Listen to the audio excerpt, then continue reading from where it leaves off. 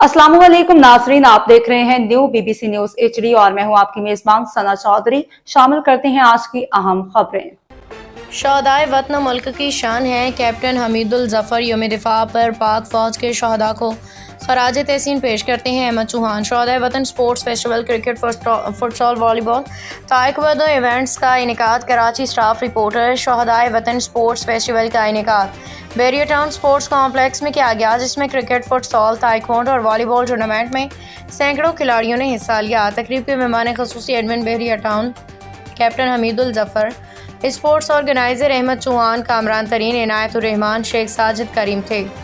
Captain Hamidul Zafar ने कहा कि शहदाए वतन मुल्क की शान है। पूरी कौम पाक फ़ौज के शहदा के लवाहिकीन के साथ है। यौम दिफा पर पाक फ़ौज के शहदा की आदमी स्पोर्ट्स फेस्टिवल का किया गया, जिसमें सैकड़ों नौजवानों ने सलाहियतों का मुजाहरा किया। क्रिकेट टूर्नामेंट के फाइनल BT के स्टार्स और दानियाल शहीद के दरमियान हुआ, जो शहीद दानियाल क्रिकेट क्लब ने जीत लिया। फातह टीम को ट्रॉफी 1 लाख रुपए नकद इनाम दिया गया। रनर अप को ट्रॉफी और 50,000 रुपये दिए गए।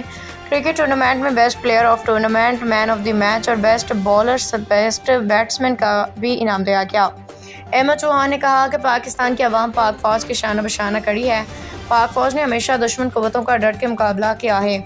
यौम दिफा पर पूरी कौम पाक फ़ौज के शहदा को खराज तहसीन पेश करती है।